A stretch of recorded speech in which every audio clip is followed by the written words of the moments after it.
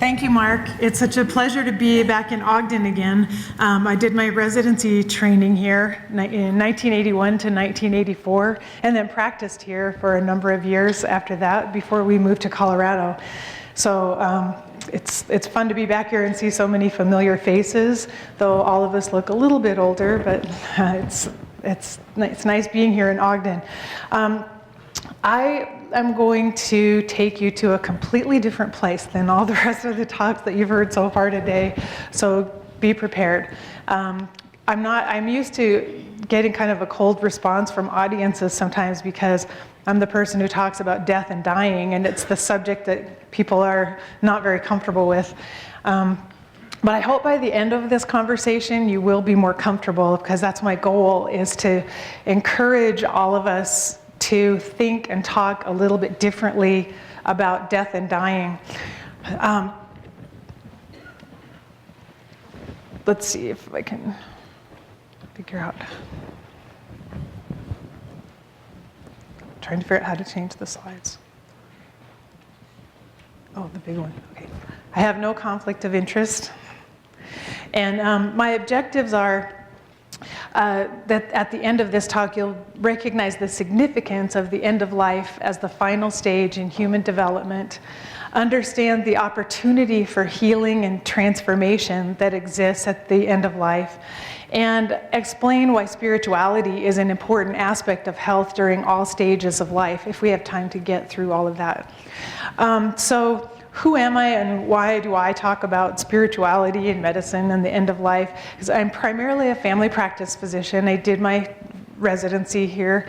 But I got involved in hospice when, about 5 years after I finished residency, my own father died. He actually committed suicide. But I had a really difficult time dealing with grief and understanding death and accepting his death. And I decided eventually to become a volunteer for hospice, to try to learn what I could learn about death and dying to help me with my own grief.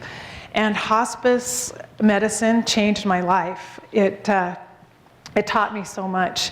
And I've been passionate about it ever since, and I've continued doing hospice and family practice, either back and forth or at the same time, through the rest of my career. I also have a love of storytelling and writing, and hospice provided me with these amazing stories of patients and their lives and their families. And that's what led to this book, What Really Matters. I was able to bring together my medical training, my hospice experience, my own grief experience, and then these stories of patients, and put those together. So when I talk now, I tell stories for the most part. So it's a completely different lecture than some of the others that you will be hearing during this conference, and there's not really anything to take notes on.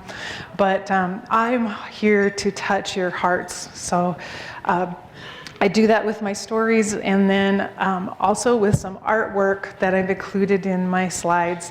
They come from an artist named Robert Pope, and there's a book of his work called Illness and Healing: Images of Cancer. And Robert Pope was an artist who was diagnosed with Hodgkin's at age 25. And he was lucky enough to have a 5-year remission in the midst of a 10-year illness, 10 years before he died. He had a 5-year remission. He did all of these paintings about from his perspective of what it was like to be a patient with a terminal illness. And they were so profound and so inspiring to me that I decided I need to use these in my talk. Because each picture tells a story as well. And if because it's such a short talk, I won't have time to point out a lot about his paintings, but he uses themes of light and dark to represent life versus death. And he has windows in many of his paintings. And most of these paintings are life-size paintings, and he did probably 35 of them in 5 years, and they're huge, all on display in Canada. So anyway, I wanted you to know about Robert Pope. So I've decided to talk a little bit about what doctors need to learn about death and dying. A couple of months ago, I got a phone call from an OBGYN professor in Boston, a woman whose mother was dying in hospice, and she said, "I can't believe it. I've been a doctor for 20 years. I'm a faculty member and an educator, and I don't know anything about death and dying. I don't understand what's happening. I'm in no way prepared for what's happening with my mom." And that reinforced to me how much we as doctors in particular need to understand the end of life, because our patients are going to be experiencing it. And that's my first point, which is death is inevitable. So ultimately, every patient, in spite of our best efforts, will die. And we have to come to terms with that, and we have to help our patients come to terms with that. Every living thing on our planet is going to die. And if our society could embrace that concept a little more readily, I think we would face it better, and we would do a better job of taking care of each other at the end of life. The second point is that death is a mystery, and I would bet every one of you has your own stories to tell of a patient who lived far longer than you expected them to live, and a patient who died when you were sure they wouldn't die. And even in hospice, where we imagine that we have some sense of the end of life, we know patients are terminal and have stopped treatment, we can't predict when death will come. And one patient came to us with end-stage colon cancer, and we thought he had about a 6-month prognosis, and I visited with the patient and his family to tell them he would have about 6 months to live, and he died the next day of a massive MI. But another patient came to us with end-stage renal failure, and we assumed would live about 2 weeks. He wasn't a candidate for dialysis. He lived for a year. And I'll tell you more about his story a little bit later on in the talk. So what I learned from hospice is that death is a mystery. We don't always know. We don't always know when or how it will come. And that's been a very important lesson for me to learn and think about for myself. The third point is that death makes life more precious. This is the primary lesson I learned from being around hospice patients who are facing a definite end and know this might be my last day, this might be my last week on earth. And when you're with them and you recognize that they are grasping everything they can and getting everything they can out of each moment of life that they have, precisely because they know it's coming to an end. It's really a beautiful gift to have that perspective. And it's kind of the hidden treasure of working with patients at the end of life, when it sounds like it would be so sad and so difficult. But in reality, these are people who are so fully alive and so fully engaged with life and loving every moment of it that it's infectious. And what transformed in my life for me was adopting that same attitude. I know I will die someday. I don't know when it will be. So I'm going to live like I'm at the end. I'm going to live with this same gusto and this same cherishing of how precious each moment is, and make the most of everything I have in my life. And the last point here is that dying, I learned through hospice, provides an opportunity for transformation. And I saw this over and over again with the patients that I worked with, and that's really the theme of the book that I wrote, What Really Matters, because I saw so many patients who changed, utterly changed in the last few days of their lives. And this was one of Robert Pope's paintings of a woman, he said, that was in the hospital with him at the same time. And he said the closer she got to death, the more she seemed to glow. And she would light up the hallways when she would walk down the hall. And I thought that was a beautiful picture. So the transformations that I have seen patients make at the end of life have primarily been, I would call them spiritual transformations, and love and forgiveness are two of the changes that I have seen patients wrestle with and make in their lives in the last few moments. And this was Robert Pope's depiction of love, of a couple spending their last moments together.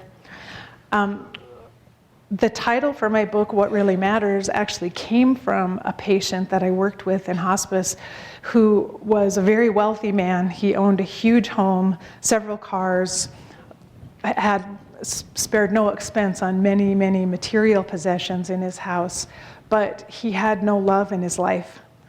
And as he was on his deathbed, he said to me, you know, love is the only thing that really matters. And I have all of this, and it's not important to me at all. It makes no difference to me. And he said, I forsook love in order to have these possessions, but love is the thing that really matters. And he said, I just figured it out, and I only have a couple of weeks left to live. The good news in his story is that we were able to connect with his son, who came to visit him before he died. So he had one chance to recapture some of the love that he hadn't had earlier in his life. But the next lesson that I saw pretty much every patient I worked with deal with is the idea of forgiveness at the end of life and needing to forgive other people and be forgiven by others. And we saw many, many powerful transformations take place amongst our hospice patients and their families. We had one of our elderly female patients had 3 children, 2 daughters and a son, and the son had been estranged from the family for many, many years, hadn't spoken to anyone in the family. Because of something that happened, we never knew what it was, but there was hostility and anger in that family. The son hadn't been part of her life, and one of her greatest wishes was for her son to return and make amends with his sisters, for there to be a reconciliation with them. So we were able to convince the sisters to let us call their brother to come and visit their mom because it was so important to her.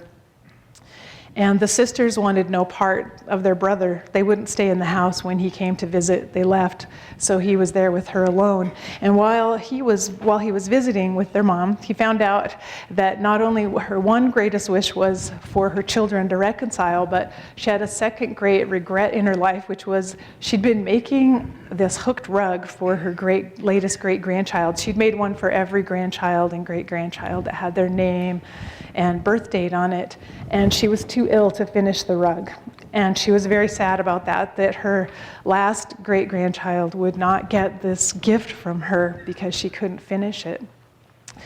So her son left, the sisters returned later, still angry at their brother and upset that he had even been there to visit their mom.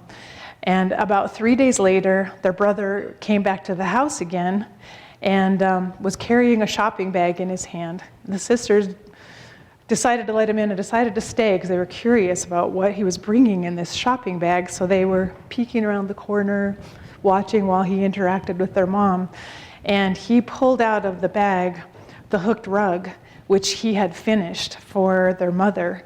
And he was a big man with big gnarly hands, and he somehow figured out how to use this little latchet hook and pieces of yarn and finish that rug for his mother as a great gift for her before she died, so that she would know her great-grandchild would have the rug. And it was such a beautiful display of love and selflessness on his part. The 2 sisters, seeing that happen, forgave him instantly in that moment. And this 20 years of hostility and animosity were gone as this act of his, this selfless act, brought them all together. So that's one of just many, many experiences we saw with patients, and these beautiful opportunities for them to heal their lives and heal difficulties that they had been dealing with for many, many years at the end of life. And these were the types of beautiful experiences that are possible for our patients, but in my mind, they need to have some time. They need to have the time and the opportunity in order to address these issues. So I do think it's important for us to be able to talk with patients realistically about how much time they have left or what the possible outcome is for them, to allow them time for these interactions to take place. And some other transformations that I saw taking place was just this idea of living fully in every moment, but also finding meaning and purpose in life. And this painting of Robert Pope's, he painted depicting when he was lying in the hospital bed with his Hodgkin's. He said the thing that gave him the most hope is that there was a horse chestnut tree growing outside the window, and he would see the leaves and the blossoms on that tree every day.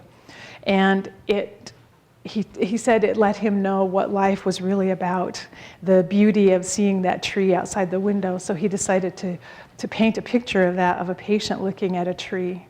And it's interesting, I had found several months later after seeing this painting, I was reading Man's Search for Meaning by Viktor Frankl, and he told a very similar story of a woman he was caring for in the concentration camp, and she was in the clinic dying. And she pointed out the window to the very same type of tree, a horse chestnut tree that was growing outside the window, and she said, "Look, there is life." And she said, "I have hope because there is life growing even in the middle of a concentration camp." And so I found those two stories to be so profound and inspiring, that each of our patients and each of us needs to find some sort of meaning in our lives. No matter what's happening to us medically, we need to find a way of making sense of what's happening in our life and finding meaning and purpose for our days here on earth. And I mentioned to you a patient earlier with renal failure who ended up surviving for a year when we thought he would die in 2 weeks. And he was one of my very favorite patients in hospice, who was actually a vagrant. He'd lived most of his life down by the railroad tracks riding train cars around. He was a hobo, basically.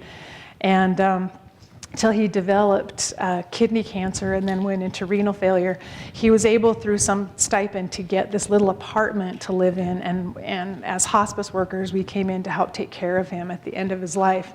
And I went to visit him there, and he had basically a mattress, a little table, and a chair in his apartment. That's all he had. And I sat on the mattress to talk to him while he sat in the chair. And in his dingy little apartment, I noticed these pieces of paper taped to the wall. They were like torn out of a spiral notebook and taped on all the walls. I went up to look at the papers, and they were drawings, pencil drawings, and they were beautiful. And I said, what are these? And he said, "Oh, I decided, since I don't have anything else to do now, to draw pictures of some of the things I've seen in my life when I've been riding on the trains." And he'd never drawn before in his life. He took it up just to pass the time while he was waiting to die, and discovered that he had this great artistic talent. His pictures were amazing, and there were mountain scenes and desert scenes and trains and rivers and wildlife that he was just sketching with a pencil. And so our staff was equally excited as I was that this man, he's been homeless most of his life, has talent, and he never even knew it before until these last few days of his life. So the next day, someone dropped off some drawing pencils at his apartment, and then a sketch pad, and then some colored pencils, and we started providing him with some art supplies. And he started drawing every day and was spending every day, hours every day, drawing these amazing pictures. And suddenly, at some point, we realized, wait a second, it's been 2 months and he's still alive. And we thought he was going to die so quickly. And we redid his blood tests and found out his creatinine level had come down against all odds for no reason we could explain. But meanwhile, he was still loving doing his art. And it was really fun to watch him discovering this talent that he had and being able to utilize it in the last days of his life. And one day I went to visit him, and he showed me a page he'd torn out of a catalog, and it was a child's toy catalog, actually. But he had found a desk in this catalog that he was planning to order for himself as a drawing desk, because he wanted a little table to draw on, and it was called the student desk. And he was saving up money in order to order that student desk. And he did manage to order it from the catalog and was waiting and waiting for it to come. He was excited that he'd be able to have a special place for his drawing, to do his drawing. But one day I got a phone call from a neighbor of his from the apartment building asking me to come and check on Ralph. And he said, Ralph doesn't look good today. And I got there, and Ralph was in bed in obvious pain, and for the first time hadn't gotten up and gotten dressed.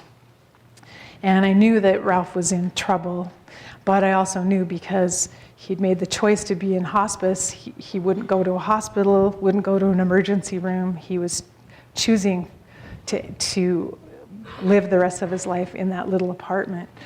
And while I was there with him, the doorbell rang, and it was the postal man with a box, and it was the student desk that he had ordered. I was so excited and brought it in and said, look, Ralph, your desk came, your student desk is here. And I was hoping that would inspire him, and I asked him if I could take it out of the box and put it together for him. But he said, no, leave the box, I just want to look at it for a while. And so I put the box next to his mattress so he could see it. And he then turned to me and said, you can go now. And he said, thanks for everything you've done for me, but I need to be alone for a while. And so I left, and by the next morning, his neighbor called, and Ralph had passed away in the night and never got to open his student desk. But he was a patient that had endeared himself to every member of our staff, and in fact, we claimed his ashes after his death and had our own little memorial service for him because we became his family.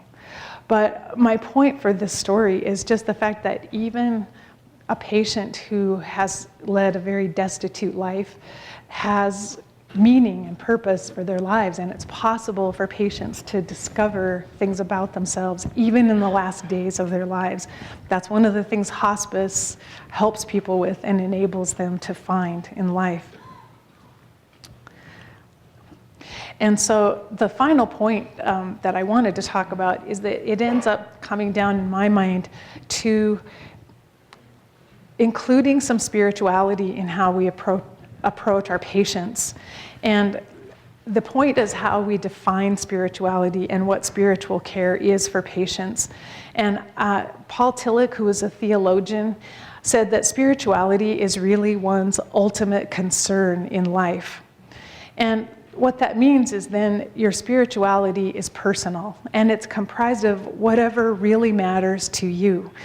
So everyone is spiritual because everyone has some sort of ultimate concern. And for some of our patients, the ultimate concern is a religion, but for some, it might be baseball. And we had a hospice patient whose greatest love in life was baseball, the Chicago Cubs baseball. In fact, he loved that team. And when our staff would go to call on him, the only thing he would talk about was baseball, which was frustrating for the staff because they wanted to cover all these other issues with him, but he would only talk about games he'd been to and his love for the Chicago Cubs. So then we finally realized, well, baseball is his ultimate concern. Baseball is what he loves. We have to go with that. That's what he cares about in life. So when I went to visit him, I just decided to sit and listen to his baseball stories, and he showed me all of his autographed baseballs and his caps and photographs, told me all the games he'd attended, and I listened and listened and listened. And finally, when he got to the very end of all of his stories, he got tears in his eyes and then revealed, he said, I have a wife and son that I left a long time ago. And he said, my greatest regret is that I never took my son to a baseball game. So by being able to be there for the patient and listening to his ultimate concern and accepting it as this is what matters to him, baseball, so we're going to listen to it and we're going to honor that for him, we were able to get to the underlying issue for him that he really needed to resolve, which was his own regrets that he hadn't been there for his son. So the question to consider is, why should doctors address the spiritual needs of patients? And I borrowed this from Robert Pope again, who said himself, illness is a spiritual experience. And he likened laying on the radiation table to being laid out on an altar. But illness ultimately breaks down the ego defenses. It strips away our pretenses. It confronts us with the unknown, creates a crisis of meaning. But it allows this opportunity for transformation that I've been talking about. And medicine and our scientific focus sometimes loses sight of the inner needs of the patient. And it's not so much that it's our job to attend to those inner needs, but those needs are real and they're very big for most of our patients at the same time. And Pope depicts this woman in the hospital room looking out the window at a church with a steeple in the distance. Medicine sometimes creates a battle scene in which the patient is at war with his or her own body, mind, and spirit. And medicine has difficulty helping the patient make sense of tragedy and loss. And so that idea of finding meaning and purpose, sometimes the science of medicine falls short of helping people in those areas. And that's something I think that we as doctors could make up the difference if we were able to tune in and listen to the ultimate concern of our patients. We'd be able to help them a little bit when they do encounter these difficult times. So to best help our patients with their spiritual needs, we need to probably do what we're already doing, just treating their physical suffering and being mindful of their emotional and spiritual suffering as well. We need to treat each patient with compassion and dignity.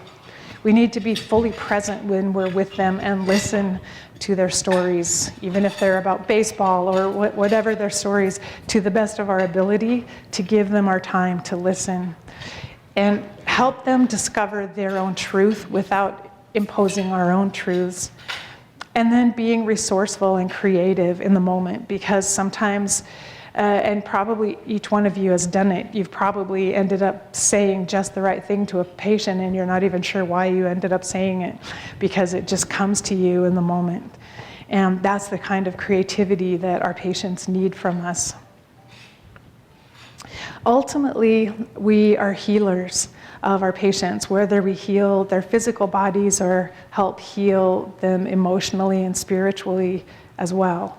And we physicians can be agents of change for our patients, for our society, and for our entire planet if we honor the sacred process of illness, healing, and death, and if we help our patients see the opportunities that lie within their difficulties. And so that's what I'm hoping you will feel inspired to do. And I want to just thank you for listening to the stories I came to share, for putting up with me and my very different type of talk. And I'm doing a book signing out front after this, if anyone's interested in my book. And I'll be here for the entire conference. I'd love to talk to some people I haven't connected with for a long, long time. But does anyone have any questions?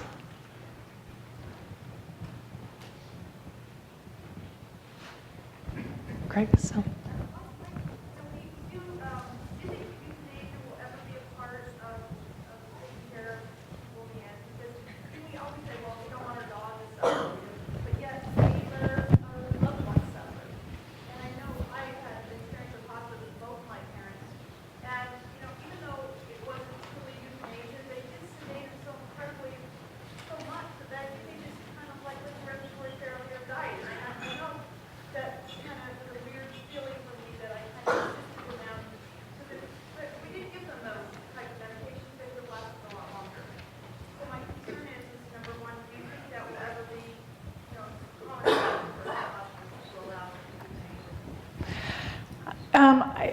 It's hard for me to answer if hospice could go in that direction of euthanasia in the future. But I understand that concern that you have by treating pain, that are we hastening death when we're giving patients such high doses of pain medication? Morphine, yeah.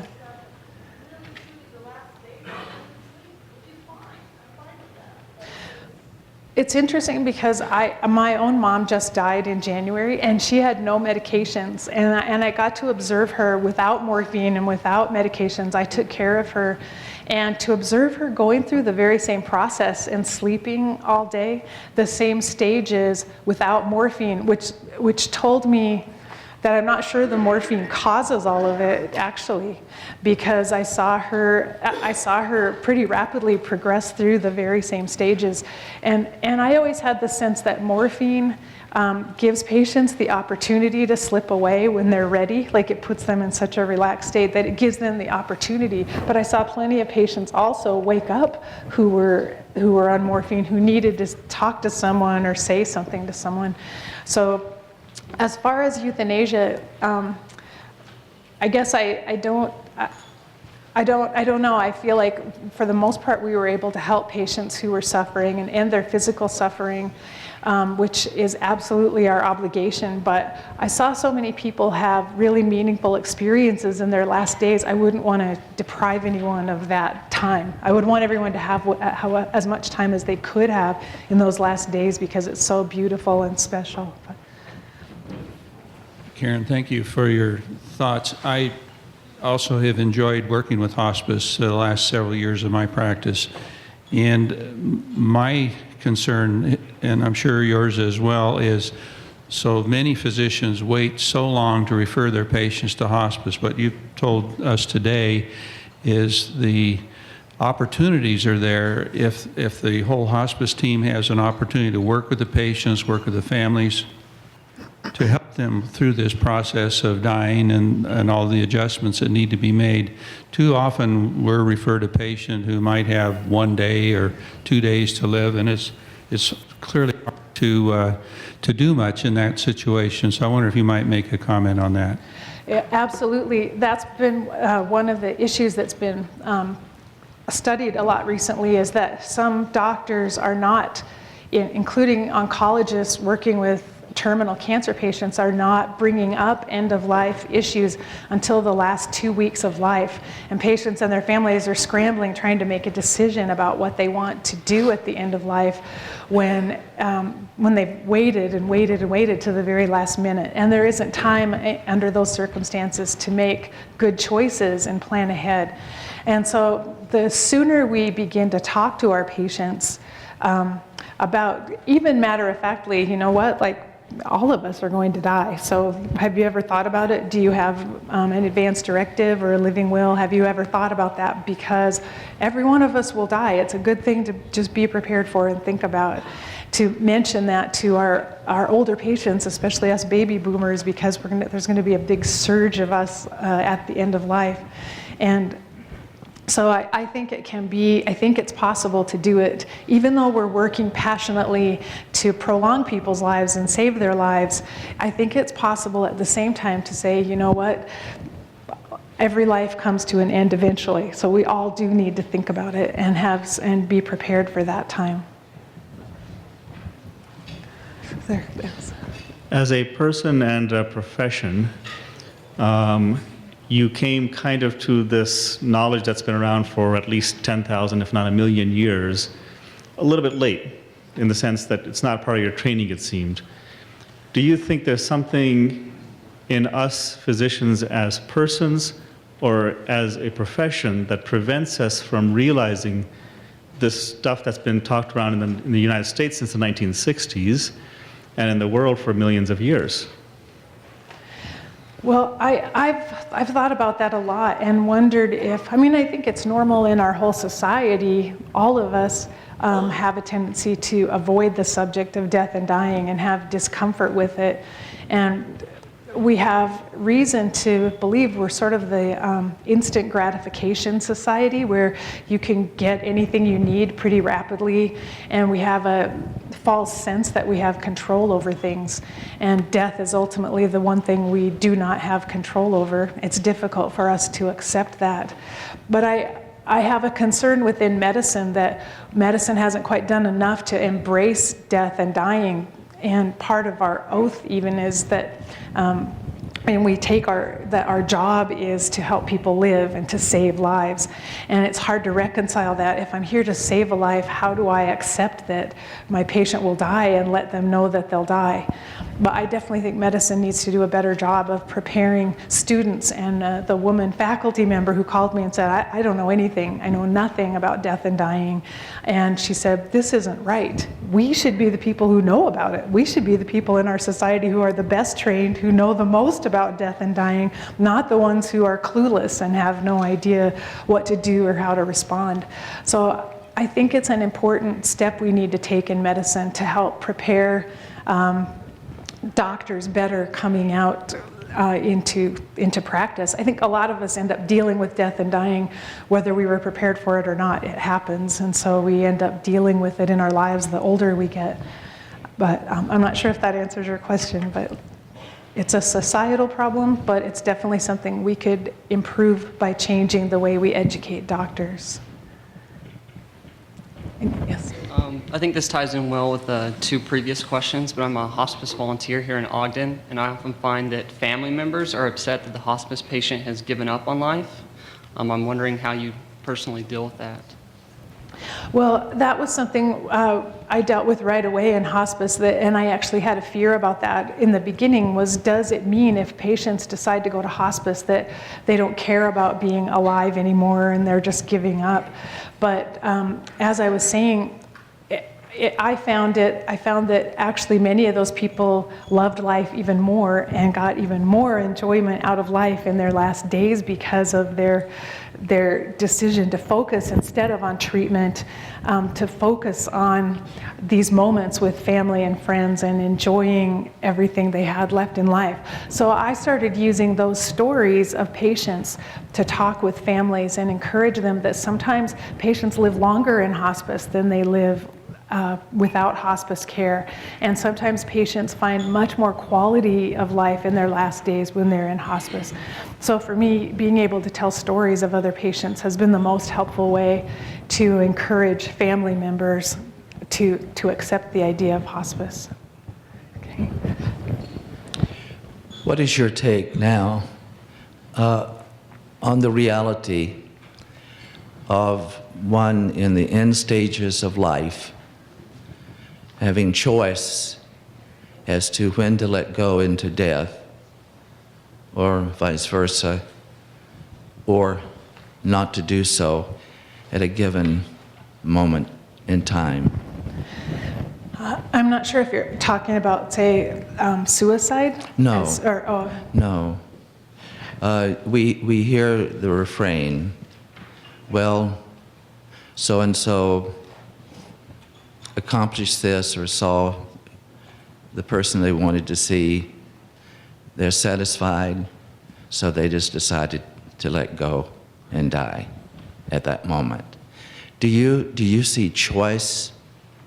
Do you see choice in that in an individual to slip to the other side, or say, for whatever reason, some child is traveling to see them, or a relative, or whatever, or circumstance, they can also choose at that end stage, that very end stage, that they have choice to hold on a while longer?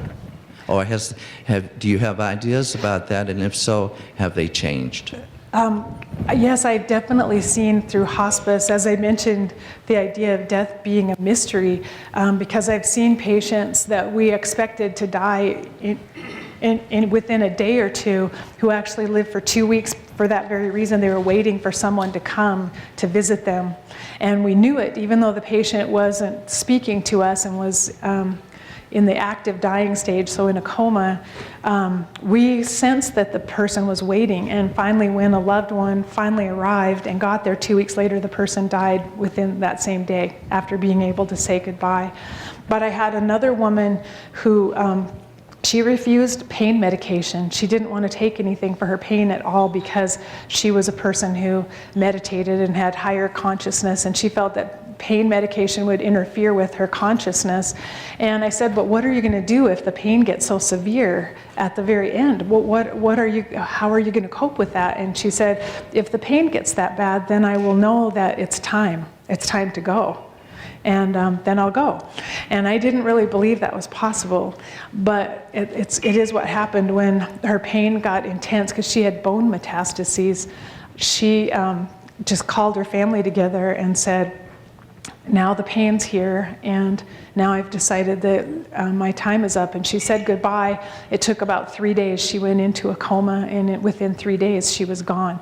But it felt very much to me that she'd already planned it and knew it would happen. And that, again, was without drugs. There were no drugs that were causing her to enter into that state. It was a choice. You see so many families state that to their loved one or friend, you can go now. You know, this is a common refrain. Mother, you can go now. You don't have to linger on. And then there's the semblance of, anecdotally in a way, that then they just expire. So the issue of will, you believe that there is an issue of control, and to some extent at that end stage? It's hard for me to say it in the case of that patient I described. It appeared to be that there was some control. And with my own mother, I know she was waiting for my brother to tell her that he would be okay if she died, because they had never had a talk about her dying. And she felt that he was afraid for her to die.